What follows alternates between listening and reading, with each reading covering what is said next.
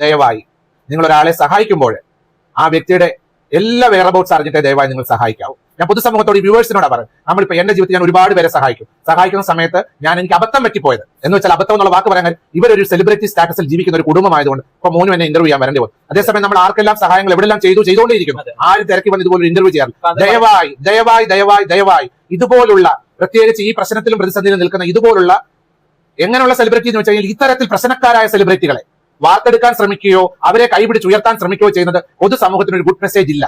അതന്നെയല്ലേ ഞങ്ങളും പറഞ്ഞ ഇത്രയും നാളായിട്ട്. ഒരു കഴിവുമില്ല, കഴിവുണ്ടെന്ന് ആരൊക്കെയോ പറയുന്നു. അവരെക്കാൾ നന്നായിട്ട് അംഗനവാടി പഠിക്കുന്ന കുഞ്ഞുങ്ങൾ പാടുള്ളൂ. അവരെക്കാൾ നന്നായിട്ട് വളരെ മനോഹരമായിട്ട് 1ാം ക്ലാസ്സിൽ പഠിക്കുന്ന കുട്ടികൾ ഡാൻസ് കളിക്കുള്ളൂ. എന്ത് കഴിവുള്ളത്? കൊല്ലസുധിയുടെ ഭാര്യ ആയിരുന്നു എന്നുള്ളതാണോ കഴിവ്? അദ്ദേഹം മരിച്ചതിന് ശേഷം അങ്ങ് വൈറലായതാണോ കഴിവ്? ഇവരൊക്കെ ആരാണ് ആദ്യം പൊക്കിക്കൊണ്ടുവന്നത്? ലക്ഷ്മി നക്ഷത്രയുടെ ചാനലിലാണ് ആദ്യമായിട്ട് ഇവരൊക്കെ ആൾക്കാർ കണ്ടു തുടങ്ങിയെന്നുള്ളതാണ്. പിന്നീട് പതുക്കെ അങ്ങ് കയറിപ്പോയതാണ്. ഒരു കഴിവില്ലെന്ന് ജനങ്ങൾക്കറിയാം. അലിൻ ജോസ് പെരേരയൊക്കെ പോലെ കോമാളിത്തരം കാണിച്ച് നടക്കുന്നതൊക്കെ കൃത്യമായിട്ട് ആളുകൾ ആസ്വദിച്ചു. പിന്നീട് വെറുപ്പിക്കലാണെന്ന് മനസ്സിലാക്കിയപ്പോൾ ആളുകൾക്ക് അങ്ങ് വെറുത്തു. അങ്ങനെ ഒരുപാട് കഥകൾ രേണുസുധിയുമായി ബന്ധപ്പെട്ട് പറയാനുണ്ട്. പക്ഷെ ബിഷപ്പ്, എന്റെ പൊന്നച്ചോ, നിങ്ങൾ ഇങ്ങനെ ഡബിൾ സ്റ്റാൻഡ് എടുത്തുകൊണ്ട് നിൽക്കല്ലേ എന്ന് പറയാനുള്ളത്. താങ്കൾ തന്നെ പറയുന്നുണ്ട് കർമ്മ എന്നൊരു സംഭവം ഉണ്ട് എന്നുള്ളത്. നിങ്ങൾ തന്നെ ആദ്യം രേണുസുധിയെ എന്താ പറഞ്ഞിട്ടുണ്ടായിരുന്നത്? നിങ്ങൾക്ക് എന്തൊക്കെ അനുഭവങ്ങൾ ഉണ്ടായിട്ടുണ്ടായിരുന്നത്? അതൊക്കെ താങ്കൾ മറന്നുപോയോ? താങ്കൾ പറഞ്ഞ വാക്കുകളൊന്നും സോഷ്യൽ മീഡിയയിൽ നിന്നും ഡിലീറ്റ് ചെയ്യപ്പെട്ടിട്ടില്ല. അത് അവിടെ തന്നെ കിടക്കുന്നുണ്ട് എന്നുള്ളതാണ്. എന്തായാലും അവസാനം കിച്ചുവിനെ വലിച്ചു കീറാൻ ഇട്ട് കൊടുത്തപ്പോൾ ഏറിപ്പോയതാണ്. ഇപ്പൊ സങ്കടം, കരച്ചിലും വീഴ്ചയിലൊക്കെ ആയിട്ട് വീണ്ടും താങ്കൾ വന്നു. സന്തോഷായി. ഇനി എന്താണ് കിച്ചു ചെയ്ത അപരാധങ്ങൾ എന്നൊക്കെ ഒന്ന് കാണണ്ടേ, കേൾക്കണ്ടേ നിങ്ങൾക്ക്? ഒന്ന് കേട്ടു വെക്കാട്ടാ. ഞാൻ എതിർത്ത കാര്യം എന്തുള്ളൂ ചോദിച്ചു കഴിഞ്ഞാൽ, ഈ രാഹുൽ ദാസ് എന്ന് പറയുന്ന ചെറുപ്പക്കാരൻ, ഇപ്പോൾ അവൻ 23 വയസ്സ് പ്രായമുണ്ട്. ഇവരുടെ ഫാമിലിയിൽ എന്തൊക്കെയോ ഇഷ്യൂസ് നടക്കുന്നുണ്ട്. അത് വളരെ ഇന്റേണൽ ആയിട്ടുള്ള കാര്യങ്ങളാണ്. പക്ഷേങ്കിൽ അവർ താമസിച്ചുകൊണ്ടിരുന്ന മേഖല ഇവിടെ അടുത്താണ്, ഞങ്ങളുടെ അടുത്താണ് ഇവരുടെ ഈ പൊങ്ങന്താനൊക്കെ ഉള്ള സ്ഥലങ്ങൾ. ദേശനിവാസികളായിട്ടുള്ള പ്രിയപ്പെട്ട പല അയൽവാസികളും ഈ രാഹുൽ ദാസിനെ പറ്റിയുള്ള പല കാര്യങ്ങളും ഈ വസ്തു ഞാൻ എഴുതി കൊടുത്തതിന് ശേഷമായിട്ട് നടന്ന പല സംഭവങ്ങളും എന്നോട് വന്ന് പറഞ്ഞിരുന്നു. ഞാൻ അപ്പോഴും ആ കാര്യങ്ങളെ അത്ര ഗൗരവമായിട്ട് എടുത്തില്ല. കാരണം അത് മനുഷ്യർ എന്തെങ്കിലും പറയുന്നതാണെന്നാണ് ചിന്തിച്ചുകൊണ്ടിരുന്നത്. കാരണം അത് പബ്ലിക്കിനോട് പറയേണ്ട ഒരു ആവശ്യം എനിക്ക് വന്നിട്ടില്ല, ഒരിക്കലും വന്നിട്ടില്ല. ഇപ്പോഴെന്താണ് വന്നെന്ന് ചോദിച്ചു കഴിഞ്ഞാൽ, രേണുസുധിക്ക് സുഖമില്ലാതെ വീട്ടിൽ വിശ്രമിക്കുകയാണ്. ഞാൻ അറിഞ്ഞ കാര്യമാണ് പൊതുസമൂഹത്തോട് പറയുന്നത്. ആ സമയത്ത് രേണുസുധിയുടെ മുൻകാല ജീവിതത്തിൽ പല വീഴ്ചകളും കുറവുകളും ഒക്കെ വന്നിട്ടുണ്ട്. ഇല്ലെന്ന് ഞാൻ പറയാൻ പറ്റുമോ? അവരുടെ ജീവിതത്തിൽ എന്തൊക്കെയോ പോരായ്മകൾ വന്നു പോയിട്ടുണ്ട്. പക്ഷെ ആ പോരായ്മകളൊക്കെ നമ്മൾ ഒരാൾ സുഖമില്ലാതിരിക്കുമ്പോൾ അവരെ നമ്മൾ എന്താ പറയാ കല്ലെടുത്തെറിയുന്ന ഒരു അനുഭവം ആകാൻ പാടില്ല. അതെ, താങ്കൾ പറഞ്ഞ കറക്റ്റ് ആണ് കേട്ടോ. കല്ലെടുത്തെറിയാൻ പാടില്ല. പക്ഷെ താങ്കൾ പറഞ്ഞൊരു വാക്ക് എന്താ വെച്ചാൽ പണ്ട് അവരങ്ങനെയൊക്കെ ചെയ്തിരുന്നു എന്നുള്ളതാണ്. പക്ഷെ ഇത് തന്നെ ഞാൻ തുടരും എന്ന് പറഞ്ഞ വാക്ക് താങ്കൾ വീഡിയോയിലൊന്നും കണ്ടില്ലേ? എല്ലാ വീഡിയോ കാണുന്ന ആളായിട്ടൊന്നും കാണാഞ്ഞേ. രേണു പറഞ്ഞു കേട്ടില്ല, ഇത് മാറിയിട്ട് വേണമെങ്കിൽ പഴയ പോലെ വീണ്ടും അതൊക്കെ തന്നെ ചെയ്യാനെന്നാ പറഞ്ഞിട്ടുള്ളത്. ഞാനിതൊക്കെ ചെയ്താൽ നിങ്ങൾക്ക് എന്താന്നൊക്കെ പറയുന്നതും ഇഷ്ടം പോലെ വീഡിയോസ് വന്നിട്ടുണ്ട്. എന്റെ പൊന്നച്ചോ, കിച്ചു ആ നാട്ടിൽ താമസിക്കുന്ന കാലഘട്ടത്തിൽ അവൻ എന്തൊക്കെയോ പോഴത്തരം ചെയ്തിരുന്നു എന്നാണ് ആളുകൾ പറയുന്നത് കേട്ടോ. അന്ന് ഈ പയ്യന്റെ വയസ്സ് എന്ന് പറഞ്ഞിട്ടുണ്ടെങ്കിൽ ഏകദേശം 18, 19, 20 പ്രായമാണ് കേട്ടോ. ആ ഒരു കാര്യത്തെ കുറിച്ചാണ് പറയുന്നത്. എന്താണ് ആ പോഴത്തരം എന്ന് കേട്ട് കഴിഞ്ഞാൽ എന്റെ പൊന്നോ, കിച്ചുവിന് നിങ്ങൾ അങ്ങ് വെറുത്തില്ലാണ്ടാവേ കേട്ടോ. ആരോഗ്യത്തോടെ ഇരിക്കുമ്പോഴാണെങ്കിൽ അവരോട് വന്ന് വീട്ടിൽ വന്ന് സംസാരിച്ചത് നമുക്ക് സോൾവ് ചെയ്യാം. ഒരു മകനും അമ്മയും തമ്മിലുള്ള ബന്ധം പോലെ അവർക്ക് രണ്ടു കൂട്ടർക്കും പറഞ്ഞു തീർക്കാവുന്ന കാര്യങ്ങളാണ്. പക്ഷെ ഇവര് രണ്ടു കൂട്ടരും അത് പറയാതെ രണ്ടു കൂട്ടരും സോഷ്യൽ മീഡിയയിലൂടെ എന്ത് ചെയ്തു? ഇത് ജനങ്ങളുടെ ഇടയിലേക്ക് കൊണ്ടുവന്നു കഴിഞ്ഞപ്പോൾ ഞാൻ ഈ കുഞ്ഞുങ്ങളെ സപ്പോർട്ട് ചെയ്തു എന്നുള്ളൊരു കാരണത്താൽ അനവധി പേരുടെ ചോദ്യങ്ങൾ എന്റെ നേരെ വരികയുണ്ടായി. ദേശനിവാസികളായിട്ടുള്ള അയൽവാസികളായിട്ടുള്ളവർ. കാരണം ഇവരുടെ വീട്ടിൽ പല ഇഷ്യൂസ് ഉണ്ടായിട്ടുണ്ട്. അത് അവരുടെ ഇന്റേണൽ കാര്യങ്ങൾ, അത് ഫാമിലി കാര്യം അവരാണ് പറയേണ്ടത്. പക്ഷെ ഞാൻ അറിഞ്ഞിരിക്കുന്ന പേഴ്സണൽ കാര്യങ്ങൾ ഞാനത് പബ്ലിക്കിനോട് പറയാൻ ഒക്കത്തില്ല. പക്ഷെ ഇപ്പോൾ നിങ്ങൾ സോഷ്യൽ മീഡിയയിൽ എന്നെ ടാർഗറ്റ് ചെയ്ത് കണ്ടന്റ് ആക്കി സമൂഹത്തിൽ എന്നെ വലിച്ചു കീറുന്ന സിറ്റുവേഷൻ വന്നതുകൊണ്ട് എനിക്ക് ചില കാര്യങ്ങൾ പറയാൻ നിർബന്ധിതമാകുകയാണ്. ഈ പറയാൻ പോകുന്ന കാര്യങ്ങൾ കേട്ട് നിങ്ങൾ ഞെട്ടരുത് കേട്ടോ. വളരെ പ്രധാനപ്പെട്ട കാര്യങ്ങൾ പറയുന്നത്, ഞെട്ടാതെ അവിടെ പിടിച്ചിരുന്നോളി. അതിന്റെ പ്രധാന കാര്യം, രാഹുൽ ദാസ് എന്ന് പറയുന്ന വ്യക്തിയുമായിട്ട് ഞാൻ 2 പ്രാവശ്യമേ കണ്ടിട്ടുള്ളൂ.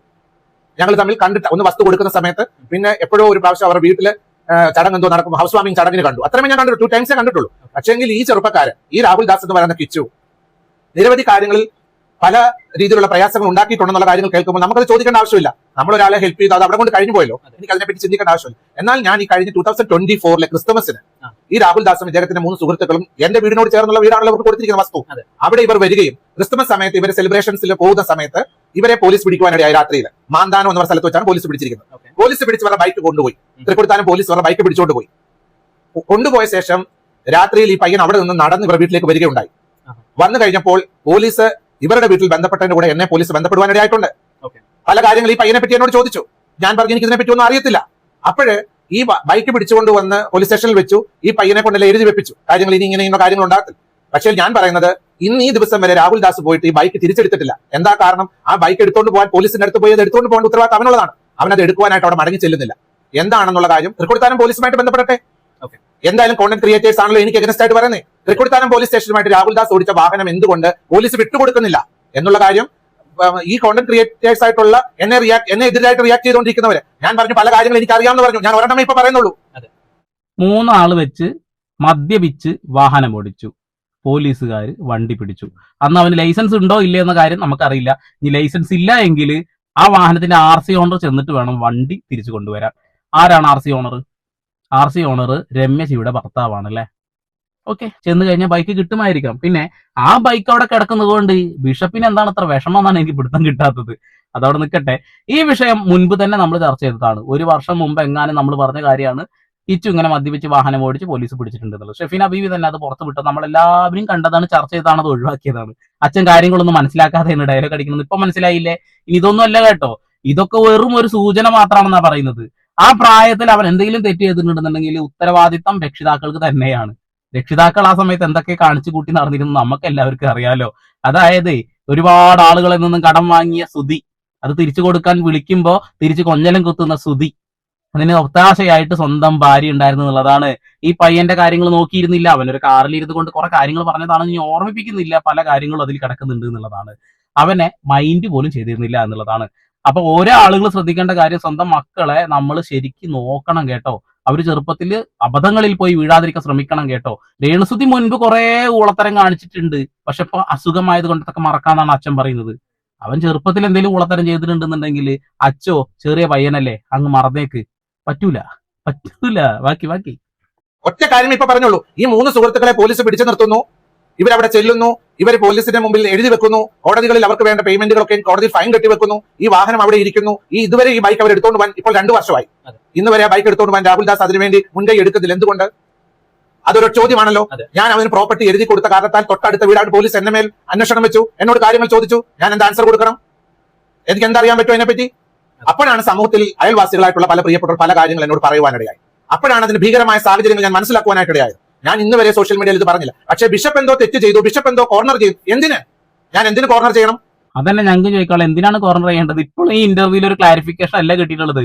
അവൻ അതിൽ കൂടുതൽ തെറ്റുകൾ വേറെയും ചെയ്തിട്ടുണ്ട്. എന്റെ കയ്യിൽ തെളിവ് സഹിതപ്പോ ഒന്നേ പറയാനുള്ളൂ എന്നാ പറയുന്നത്.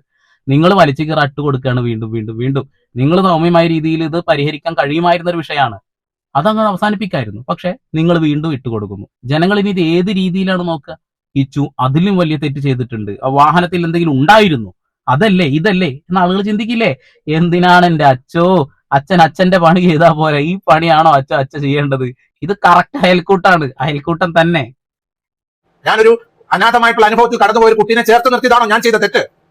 ആ കുട്ടിക്ക് പേരൻസ് ഇല്ല, അമ്മ മരിച്ചുപോയി, അച്ഛൻ മരിച്ചുപോയി. ഇളയ കുട്ടിക്ക് അമ്മയുണ്ട്, അച്ഛനില്ല. ആ 2 കുഞ്ഞുങ്ങളെ ബഹുമാനപ്പെട്ട R ശ്രീകണ്ഠൻ നായർ സാർ എന്നോട് ആവശ്യപ്പെട്ട പ്രകാരം 5 സെന്റ് സ്ഥലം ചോദിച്ചപ്പോൾ 7 സെന്റ് സ്ഥലം 2 കുഞ്ഞുങ്ങളുടെ പേരിൽ തുല്യമായി എഴുതി കൊടുത്ത ഞാൻ എന്ത് കോർണർ ചെയ്യണം? ഒരിക്കലും കോർണർ ചെയ്യാൻ ഉദ്ദേശിക്കുന്നില്ല. തെറ്റ് കണ്ടാൽ തെറ്റെന്ന് പറയുന്നവരെ ക്രൂശിക്കുന്ന ഒരു സാഹചര്യം കോണ്ടന്റ് ക്രിയേറ്റേഴ്സ് ഇടുകയാണെങ്കിൽ ഇനിയും പല കാര്യങ്ങൾ സമൂഹത്തിന് മുമ്പിൽ എനിക്ക് പറയേണ്ടതായിട്ട് വരും. താങ്കൾ പറയൂ. ഇനി താങ്കളുടെ ഡിഗ്നിറ്റി ഒന്നും നോക്കണ്ട. അതൊക്കെ പോയി താങ്കൾ പറയേണ്ട കാര്യങ്ങളൊക്കെ പറയുക കേട്ടോ. ഇവിടെ കൊല്ലസുധി മരിച്ച സമയത്ത് ആര് തിരിഞ്ഞു നോക്കിയിട്ടില്ല എങ്കിൽ പോലും കൊല്ലസുധിയുടെ വീട്, ആ വീട്ടില് രേണുസുധിക്ക് അവകാശം ഉണ്ടായിരുന്നു അല്ലെ? അവിടെ പോയി നിന്നാൽ ഈ പ്രശ്നങ്ങൾ തീരുമായിരുന്നു. പക്ഷെ അതല്ല ഉണ്ടായത്. ഇവര് കാലങ്ങൾക്ക് മുമ്പേ ആ വീട്ടിൽ പ്രശ്നം ഉണ്ടാക്കിയിട്ട് നേരെ ഒരു വാടക വീട്ടിലേക്ക് വന്ന് താമസിച്ചു. കിച്ചു തന്നെ പറയുന്നുണ്ട് ആ കാര്യങ്ങൾ അവന്റെ വീഡിയോയിൽ. അവിടെ വിഷയമായിരുന്നു, അമ്മച്ചി ആകെ പ്രശ്നം ഉണ്ടാക്കിയിട്ട് അവിടുന്ന് പോകുന്നാ പറഞ്ഞിട്ടുള്ളത്. എന്നാൽ അവരുടെ സങ്കടമൊക്കെ കണ്ടുകൊണ്ട് താങ്കൾ ഒരു വീട് വെച്ച് കൊടുത്തു. ആ വീട് വെച്ച് കൊടുത്തതോട് കൂടിയിട്ട് ഇപ്പൊ 15 വർഷത്തോളം ആ വീട് ഒന്നും ചെയ്യാൻ പറ്റില്ല, വിൽപ്പന നടത്താൻ പറ്റില്ല. അതുവരെ ആ വീടിന്റെ രക്ഷാധികാരി എന്ന രീതിയിൽ ഇദ്ദേഹത്തിനാണ് അത്ര പൂർണ്ണ ഉത്തരവാദിത്വം.